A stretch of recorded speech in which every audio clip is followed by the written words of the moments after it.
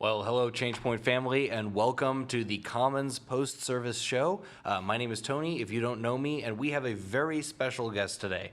Over the last year, I think I've read more medical articles on the internet than I ever thought I would. I know more about, protein pathways and things, but I don't have any real understanding. And so many times I've thought, I wish I had a friend who I could call who really was an expert in the world of COVID and vaccination and could just give me the straight talk on these issues. And it turns out that we all have a brother in Christ in that position. So please welcome to the Commons, Dr. Coleman Cutchins.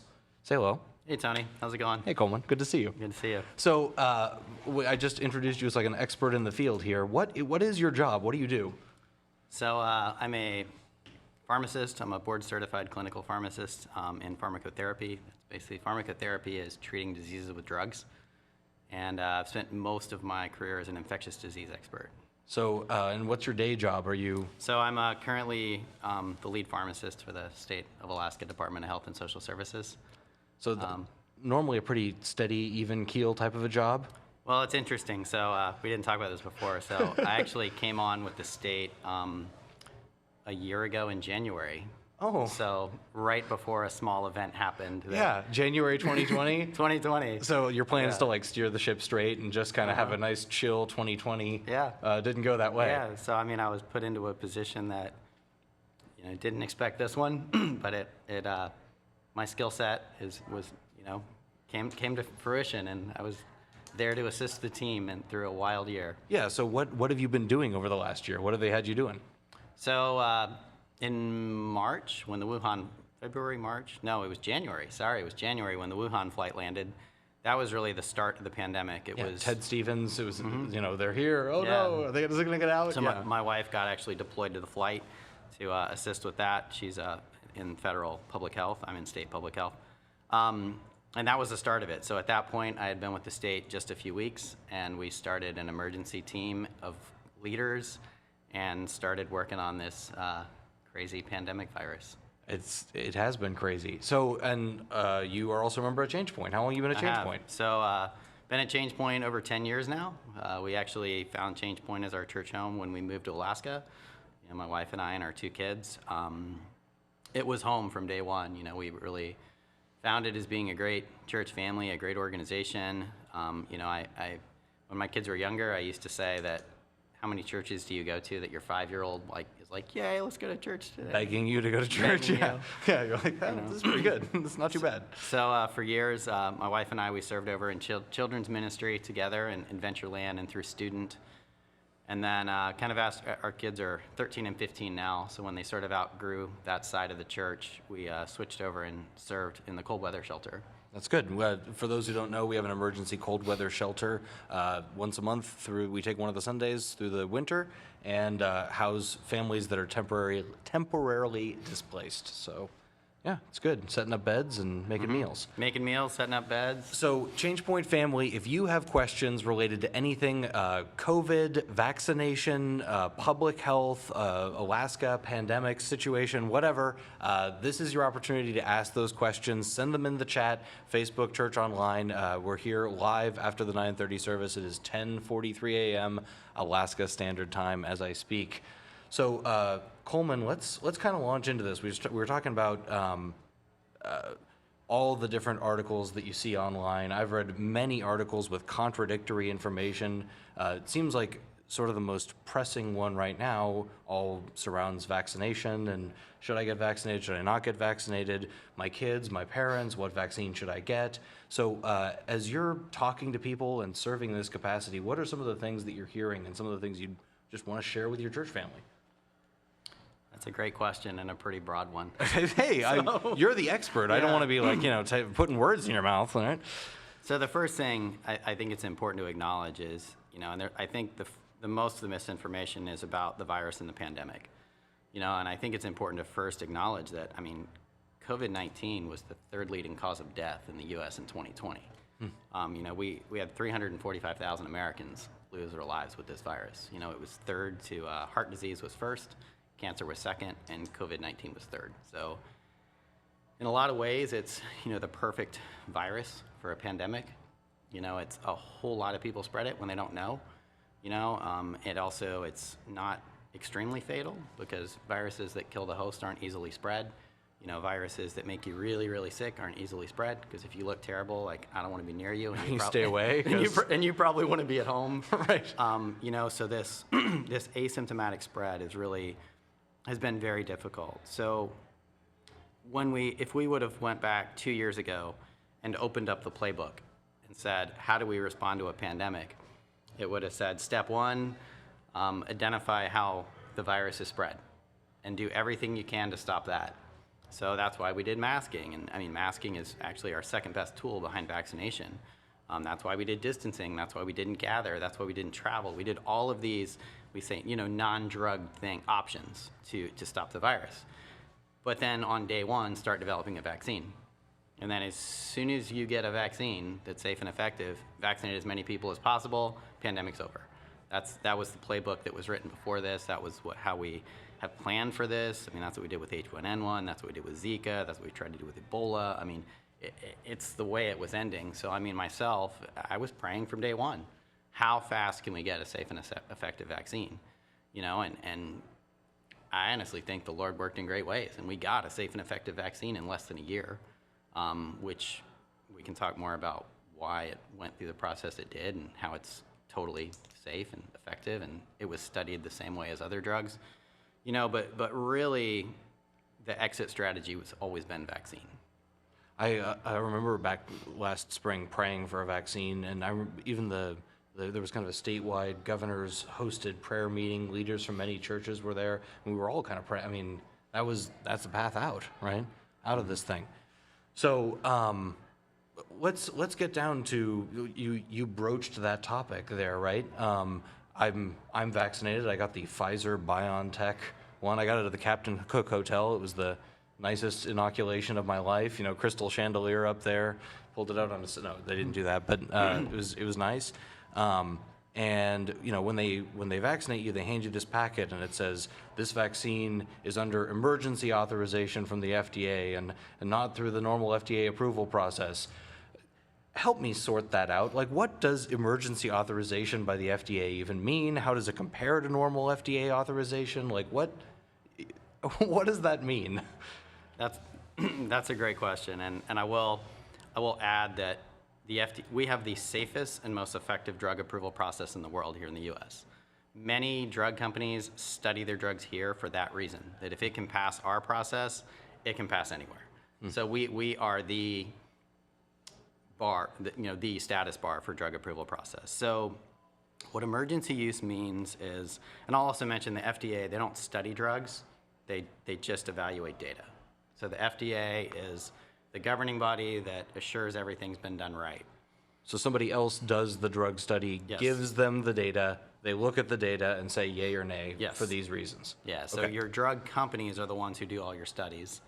And then, or there can be academic institution, they do all your studies, and then they hand their data to the FDA at certain points to evaluate it and say, okay, go on, or okay, stop, or whatever. And you mentioned you've actually worked specifically I in have. this field, right? Yeah, I've been on drug trials, so I've actually, I'm adjunct faculty for a few colleges of pharmacy and College of Medicine, and I've taught medical students and pharmacy students the drug approval process.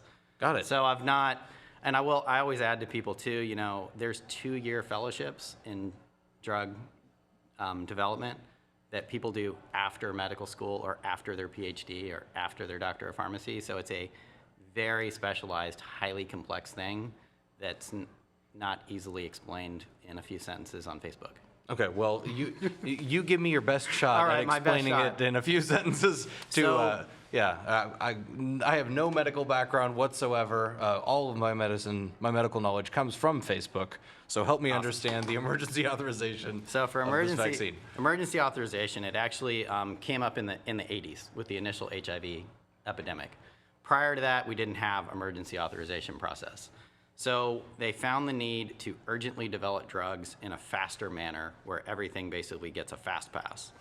So all of the steps are still done. They're all done with the same rigor.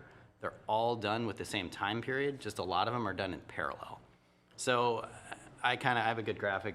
If you want to put it up, I can talk through You're it. up. Oh, we're up. Okay, We're up. so this graphic here shows your traditional drug approval process on the left and your EUA on the right.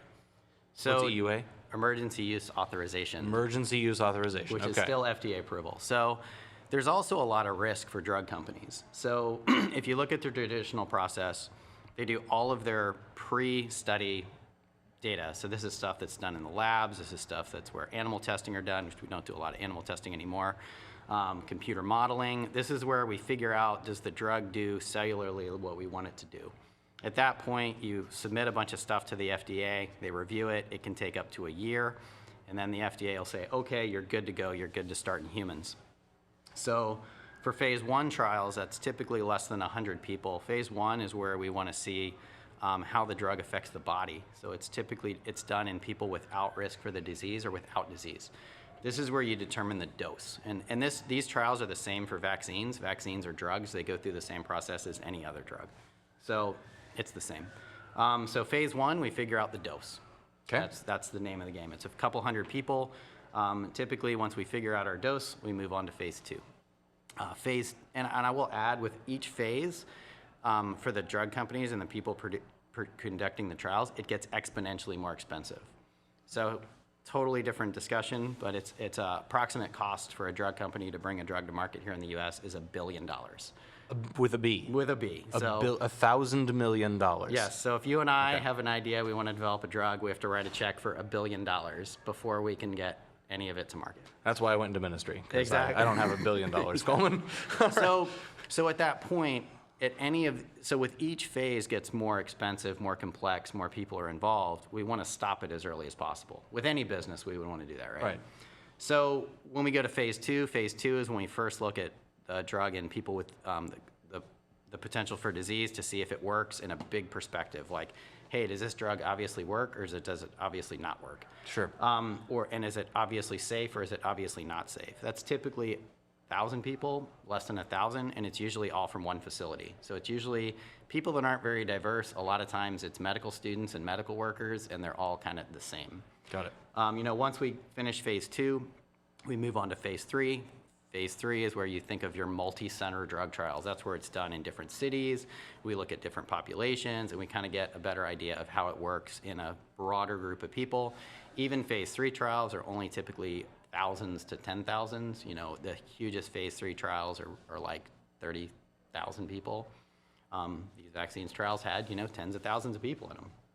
After phase 3, that's when you submit everything to the FDA with a ribbon and a bow on it and say, okay, evaluate all of my data and let me know. That can also take a year waiting on the FDA.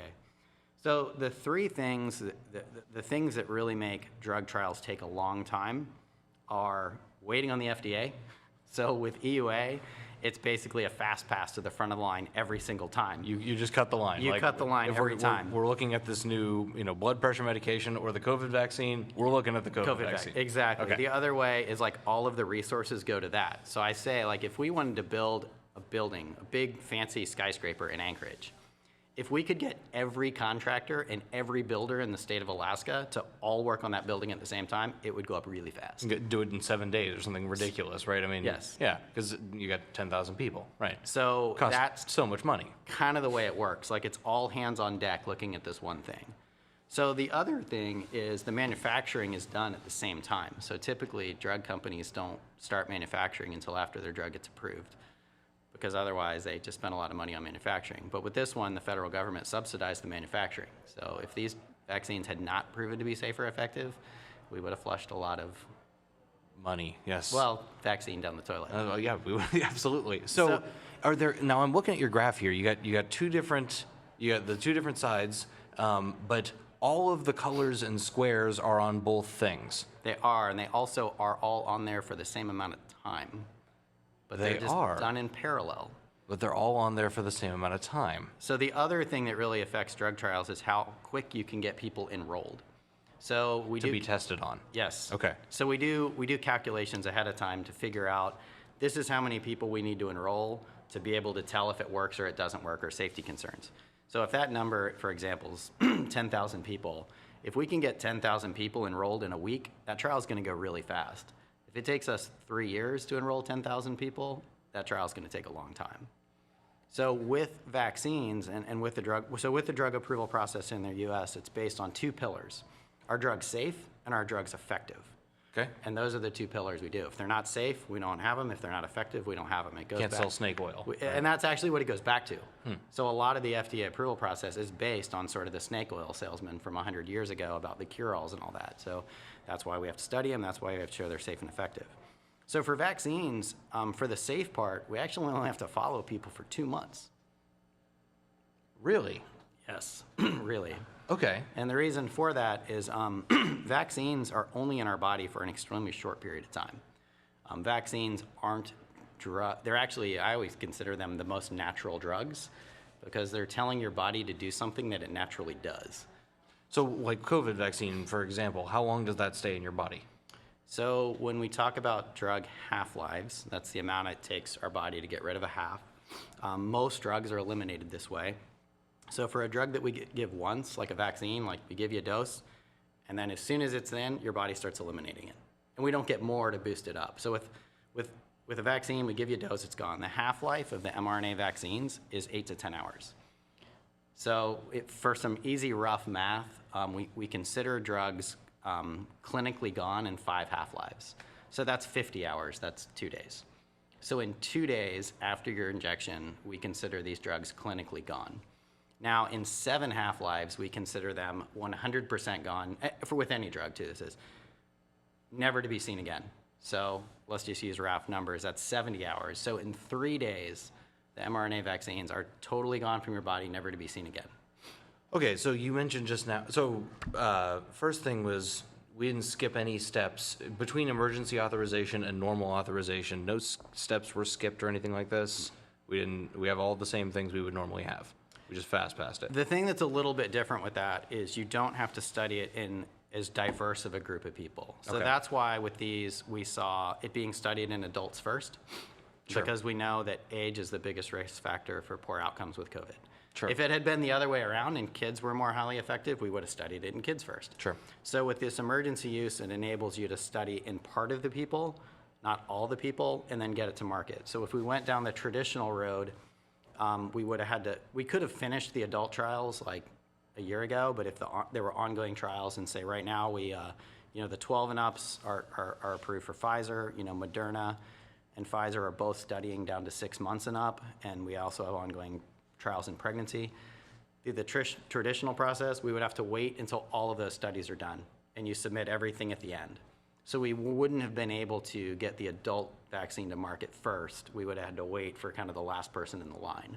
So that's kind of a little bit of a shortcut, but it wasn't shortcutted in that group, if that makes sense. Sure. So we've got somebody in the chat who's talking about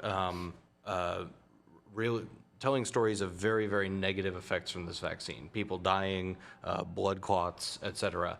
What do we know about side effects or negative effects? Are there things that take place with this vaccine, reasons that people wouldn't want to get it? What do you know? So I'll kind of talk about this. So with vaccines, we say, and this is with all vaccines that we study here at the FDA, for the safety side of it, it's a 2-month follow-up. For the reason that is every adverse event that we know of for vaccines occur within the first 3 weeks.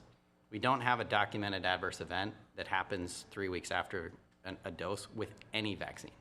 So some of the things we think about is, and that's actually with the rotavirus vaccine that we give to babies, there's a risk of a bowel obstruction. Most of the time, it's scary. Most of the time, it's not extremely serious, but it happens generally within the first 3 weeks. With these vaccines, the most likely things are, fever, chills, not feeling great.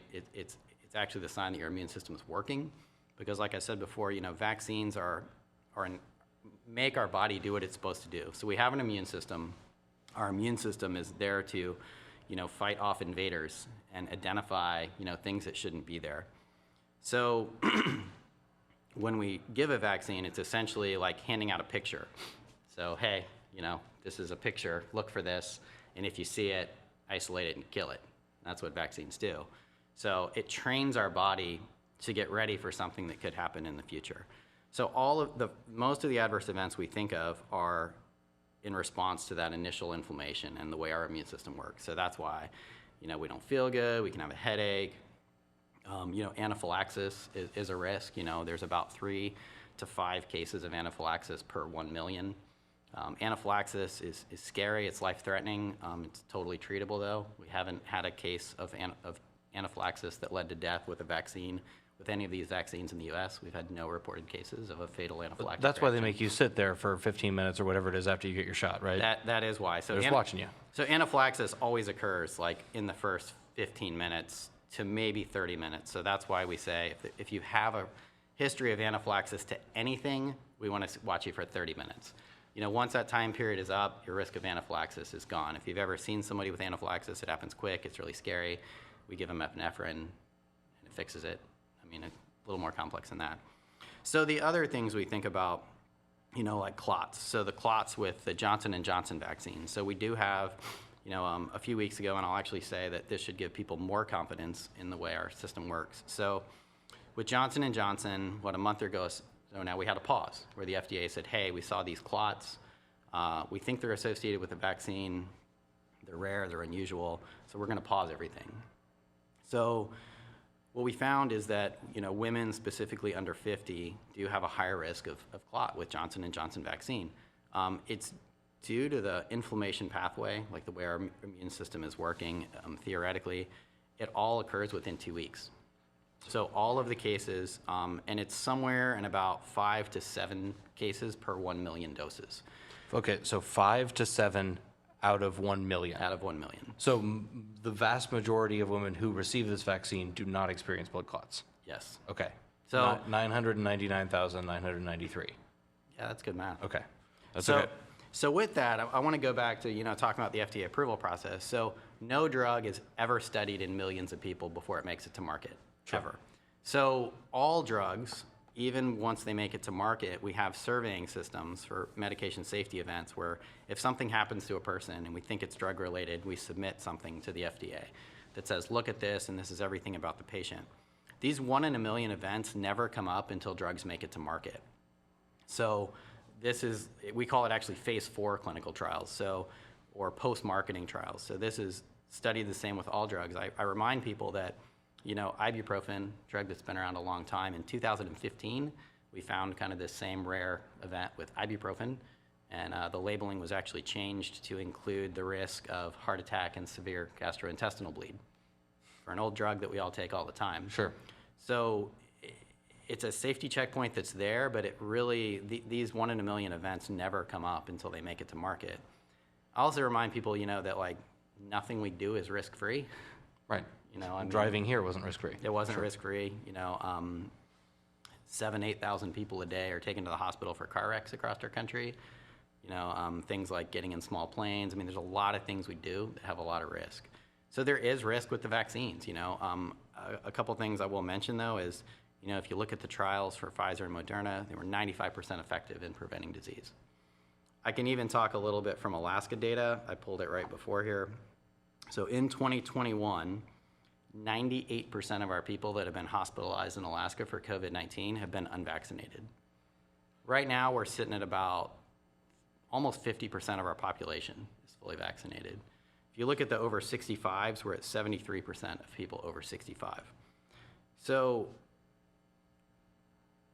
at 73% vaccinated, we're at 27% unvaccinated.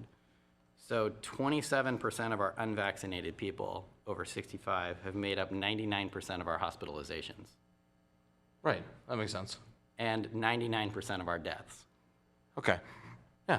So even here looking at Alaska data, the vast majority of our people that have been hospitalized since January 1st and died have been unvaccinated. So with vaccines, and we get this a lot, so vaccines are really not meant to totally eradicate disease in the individual. They're meant to prevent people from getting sick and dying. That's the end goal of it. And that's what we have really good data to say that that's what these vaccines are doing. So let me get a sense of risk. Somebody was saying in the chat, look, I've got a very good immune system, right? Talk to me. You said the vaccines do carry some level of risk, like everything carries some level of risk. What does the level of risk look like in contracting COVID-19 versus getting a COVID-19 vaccine? So with the risk, like I said, I just said there, 99% of our people that have been hospitalized or died have not been vaccinated. Sure. So we have a lot more than 1% of our people vaccinated. So we get this a lot about the immune system. So vaccines actually give us better immune response than natural infection for pretty much everything that we think of. Now with these mRNA vaccines, they've been the future of vaccine for a long time. Yeah, let's talk about this because, we were talking about, hey, we haven't had a vaccine with long-term effects, but one thing that I think gives a lot of people pause is just, we know this is a new type of vaccine, it's mRNA, it teaches your cells how to do something else, all of this. This is all kind of very, sci-fi sounding, right? So what does this thing do? What's different about this vaccine? And what do you know? So we're at about 15, 20 years ago, this concept of mRNA vaccines was like the future. It was whatever technology you want to talk about, it's the self-driving electric flying car. It's the future technology for vaccine. There's a few reasons why. It's extremely simple. So it doesn't have preservatives, it doesn't have antibiotics, there's actually almost nothing to it. So in the mRNA vaccines, the only thing in there is a piece of mRNA. So mRNA is just amino acids. It's adenosine, uracil, guanine, and cytosine, which is 4 amino acids that our body uses. Right. It's like 4 pieces of Legos. It's surrounded in a little fat bubble of lipid. Okay. In there, there's like some sodium and some chloride and some buffers and some salts. So all the mRNA vaccines is a piece of mRNA, some lipids, and some salts. Okay. So not a lot going on. Pretty simple composition. Pretty simple. So in our body, our cells have an organism in there called a ribosome. And I was fortunate my son took AP biology this year, so I got a refresher in cellular mechanisms. So our body uses mRNA to make pretty much everything. So what mRNA is it's a message. M stands for message, RNA. So in our cell, if our cell wants to make something, it sends out an mRNA. The mRNA goes to the ribosome makes it, and then the mRNA disintegrates. Like I always think of it like an old spy movie, like read this message and it'll disintegrate and explode in 5 seconds or whatever. Sure. So that's a one-way stream. So imagine we were sitting right here and we had your computer and we didn't have Wi-Fi, but on the other side of the room we had a printer. Okay. And we had a USB drive that we had to move data from your computer to that printer. Okay. So if I download something off of your computer, I walk it across the room, I stick it into the printer, it prints something. There's no way that printer can mess up your computer, right? Right, because the computer makes the information and the printer just prints it. Yes. Okay. So then now imagine that it's even a step further, and when you stick the USB in the printer, it destroys it. So it's a one-time, one-use thing. In our body, mRNA lasts for minutes. Like we already talked about with these vaccines, they only, the mRNA vaccines are only in your body for a couple days. So the neat thing about this, so when we're exposed to something like, I hear a lot of people, I just want to get it naturally. Well, sure. So when we get the virus naturally, we get all of the virus. So it infects every cell in our body. It affects every organ system in our body. Let's be honest, like viral infections are super scary. The virus attaches to your cell. It totally takes over your cell, including your DNA, including your nucleus, and it uses your cell to make more of it. Like it is sci-fi movie scary when you really look at how viruses infect your body.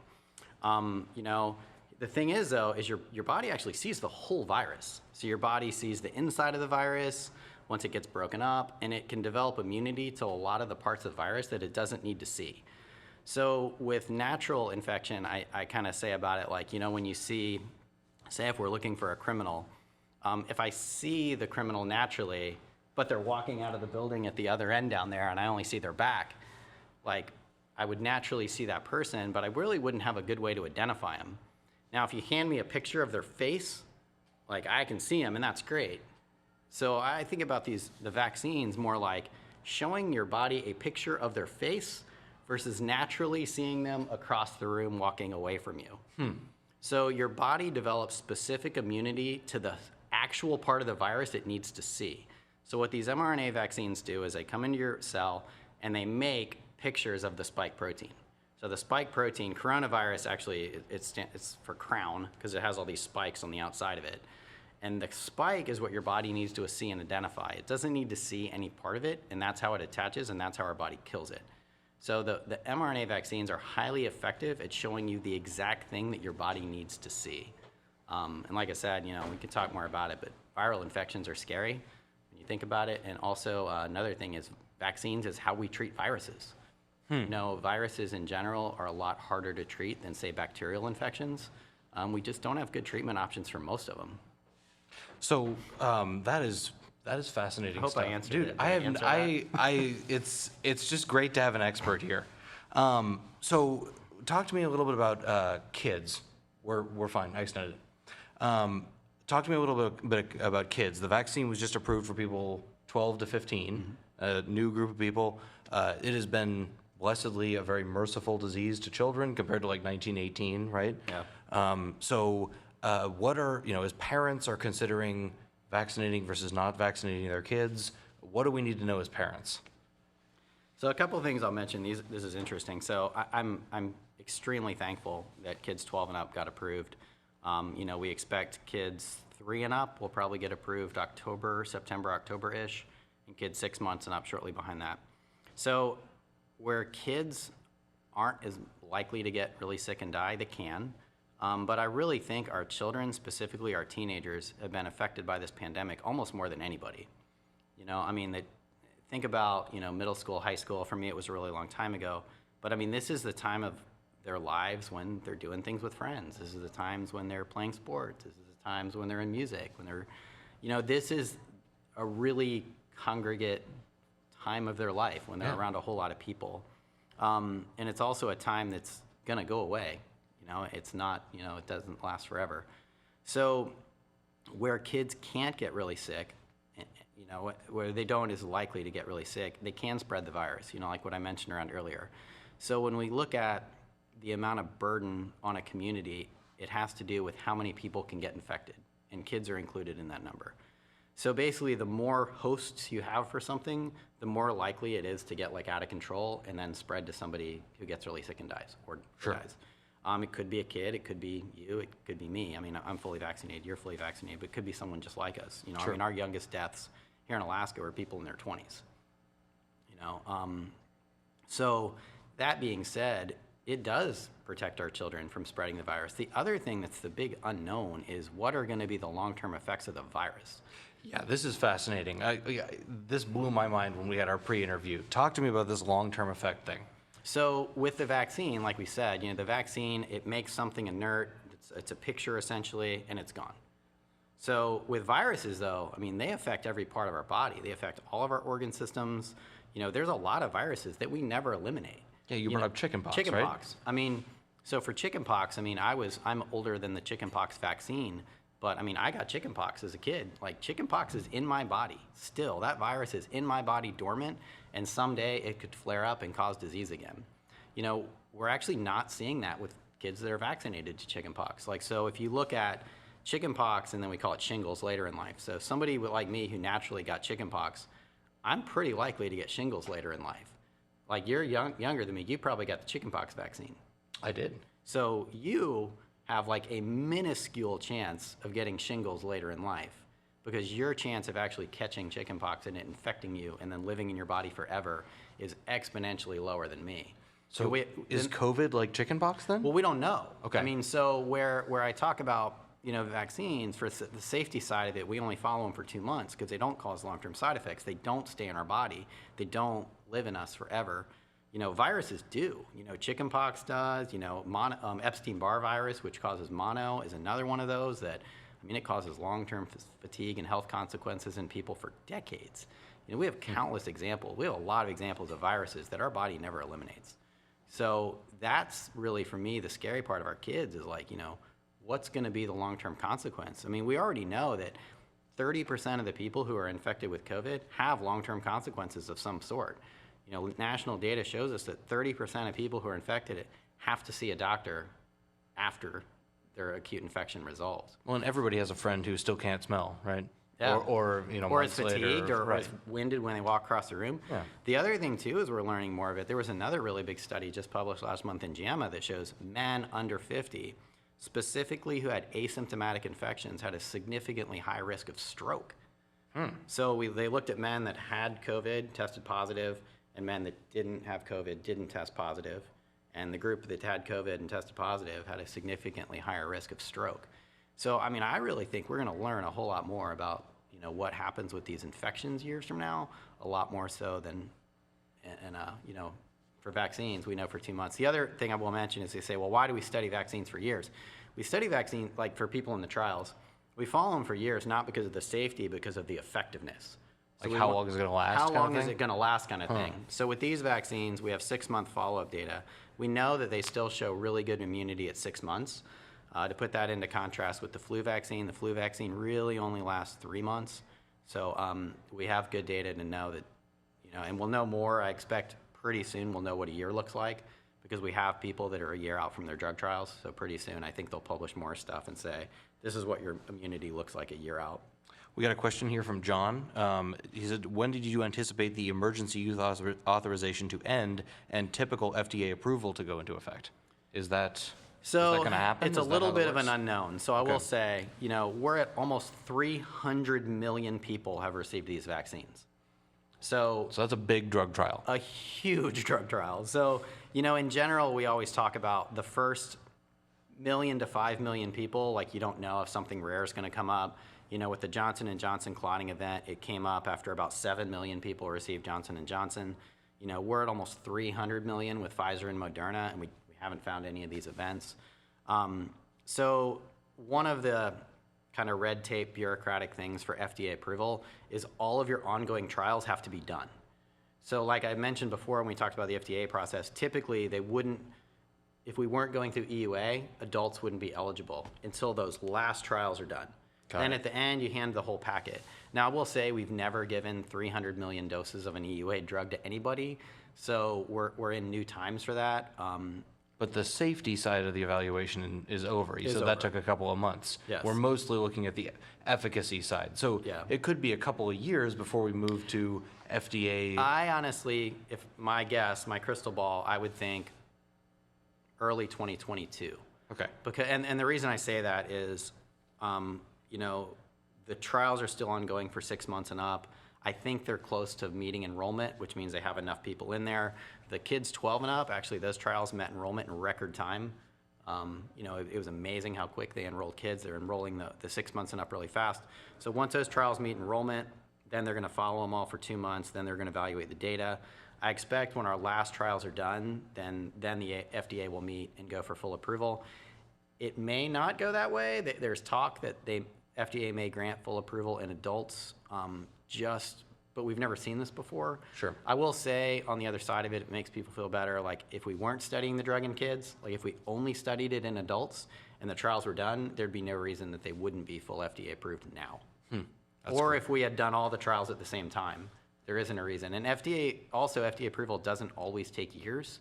Even remdesivir, the drug for hospitalized people with COVID, it started getting studied in March, and it got full FDA approval in October.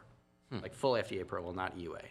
So I hope that answers the question. I think it totally answers the question. So we are short of time. We blew our Yeah, I time know, totally blew up, it but up. hey, it's an important conversation. Where can the ChangePoint family hear more from you or ask questions? I mean, if there are things that come up, if people are watching this later and they missed the live and they want to reach out to their brother in the Lord, how do they do that? So we've started, the Department of Health, State Department of Health, we've actually started doing these Project Echoes, which are a big, online Zoom. Every Wednesday we do what's called our Public Science Echo. I know you listened in the other week. did. It We've was been doing them. great. We've been doing them for a year now. I'm on the panel. There's like a dozen of us, all experts in our area, who take questions from the public. We're going to continue them even after COVID for non-COVID issues. It's every Wednesday at noon. If you just internet search Alaska COVID Echo ECHO UAA, because it's facilitated by UAA. It'll come up, and it's called the Science Echo. It's every Wednesday. We do it on Facebook Live. We do it across Zoom, and we answer questions. just like this every Wednesday. So if you didn't get enough Coleman or you didn't get your question answered, you can find him every Wednesday on that Echo. I'll also add, and I'll throw it out there, I'm doing a lot of these for like employers and retiree groups, and I'm totally happy. We actually have a borough of physicians that will be happy to come to your group and talk to you and answer your individual questions. You can email me at my state email if you would like Go ahead. me or one of the other people to come and talk to your group or answer questions directly, or if you want to have an email question with me, hey, I saw this, I'm happy to answer. My email is Coleman, Coleman, .Cutchins, Cutchins, at alaska.gov. There it is. You heard it here first. Coleman, thank you so much for taking some time to just explain some of this stuff. It's great to have it untangled by somebody we know. Well, thanks for giving me the opportunity. I mean, and thank ChangePoint too. I mean, you guys have been doing COVID testing for a long time out in your parking lot. We have. We got the RV. You know, and I thank you for seeing the need. And this is, you know, I think what it really comes down to, in closing, I'd like to say, you know, if we can get as many people as possible vaccinated, it'll save 100,000 lives before the end of the year. So, I mean, if you're on the fence about it, you know, going out and getting your vaccine has the potential to save lives. It's also the way we get back to life as normal. You know, it's the way we open our economy. It's the way we get back to church. It's the way we meet together. And, you know, it's been the exit plan since day one. So I encourage people to ask questions, but just understand that it's our way out. Coleman, thanks for being part of the Commons. Yeah. And thank you, ChangePoint family. God bless you. Have a great week, and we'll see you next Sunday.